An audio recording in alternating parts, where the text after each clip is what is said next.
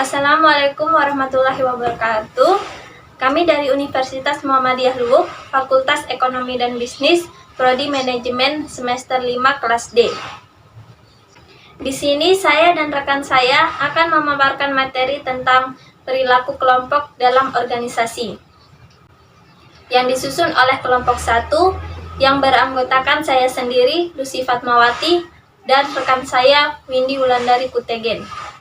Baik, langsung saja pada pembahasan pertama mengenai definisi perilaku kelompok dalam organisasi. Perilaku kelompok adalah aktivitas yang dapat diamati dari 2 atau lebih manusia atau individu yang berinteraksi dan berkumpul untuk mencapai tujuan tertentu. Perilaku organisasi adalah suatu bidang studi yang menginvestigasi dampak perilaku dari individu, kelompok, dan struktur dalam organisasi dengan maksud menerapkan pengetahuan untuk memperbaiki efektivitas organisasi. Jadi, perilaku kelompok dalam organisasi adalah aktivitas yang dilakukan 2 atau lebih individu yang berkumpul dan berinteraksi sebagai anggota organisasi untuk mencapai tujuan organisasi tertentu yang telah disepakati sebelumnya. Teori pembentukan kelompok. Yang pertama, teori yang dikemukakan oleh George Homans yang berdasarkan pada 3 elemen, yaitu pada aktivitas-aktivitas, interaksi-interaksi, dan sentimen atau perasaan. Ketiga elemen tersebut memiliki hubungan secara langsung, maka dapat dikatakan jika semakin banyak aktivitas seseorang yang dilakukan dengan orang lain, maka semakin banyak interaksi-interaksinya sehingga menumbuhkan sikap sentimen-sentimen mereka. Yang kedua, teori keseimbangan, a balanced theory of group formation, yang dikembangkan oleh Theodore Newcomb. Teori ini menyatakan bahwa seseorang tertarik pada yang lain didasarkan atas kesamaan sikap di dalam menggapai suatu tujuan yang relevan satu sama lain. Yang ketiga, teori yang didasarkan atas alasan-alasan praktis. Antaranya, kelompok-kelompok itu cenderung memberikan kepuasan terhadap kebutuhan-kebutuhan sosial yang mendasar dari orang-orang yang mengelompok tersebut.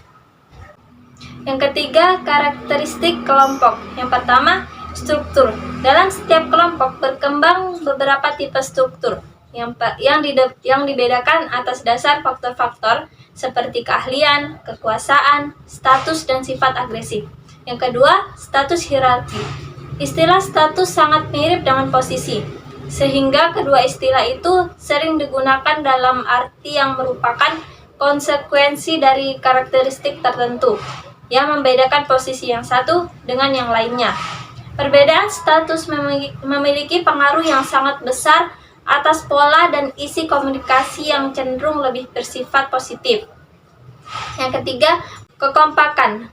Kekompakan dipandang sebagai kekuatan yang memaksa para anggota untuk tetap berada dalam suatu kelompok tersebut dengan kekuatan terpadu dari masing-masing anggota kelompok.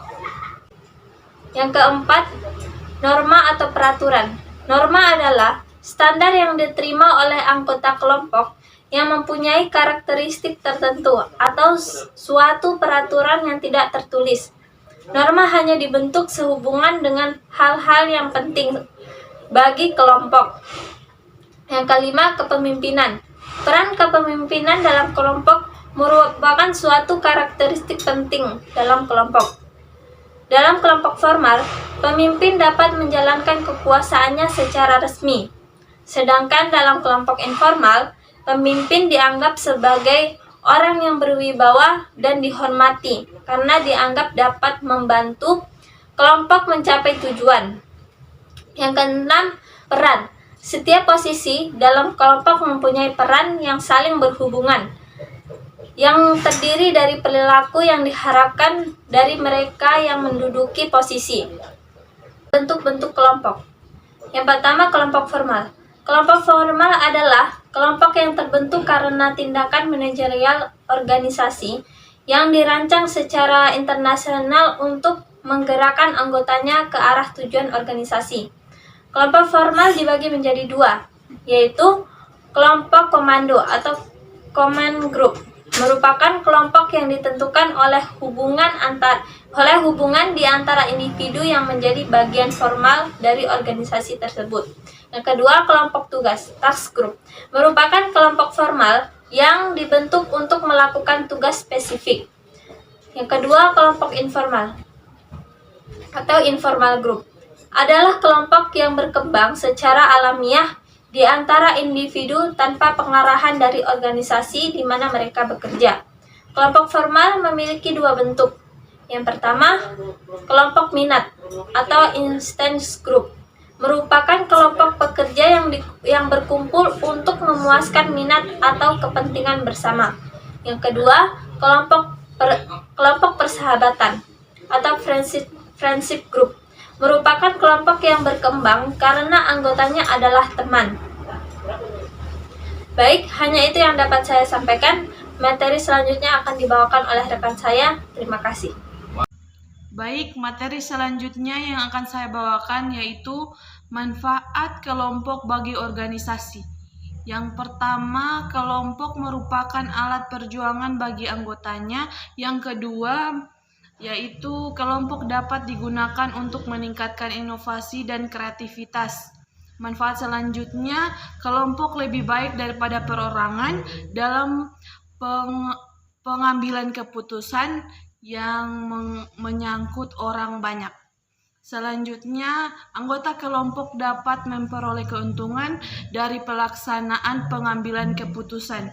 Manfaat selanjutnya, kelompok dapat mengendalikan dan mendisiplinkan anggotanya dibandingkan mereka yang tidak masuk dalam anggota kelompok. Selanjutnya, kelompok membantu menangkis pengaruh-pengaruh negatif dari meningkatnya organisasi yang semakin besar.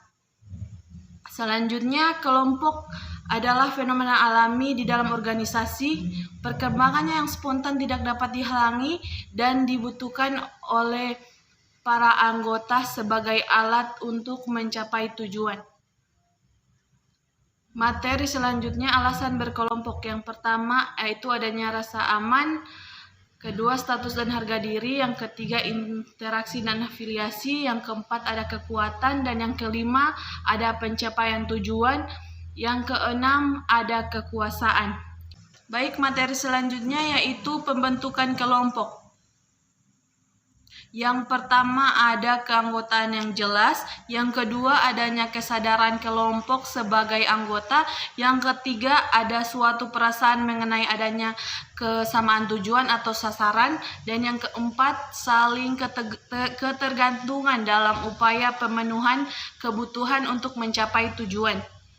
Yang kelima ada saling interaksi, yang keenam ada merupakan suatu kesatuan organisasi yang tunggal dalam mencapai tujuan kelompok dengan berbentuk struktur kelompok. Baik, itu tadi materi yang sudah kami bawakan. Lebih dan kurangnya kami mohon maaf. Terima kasih.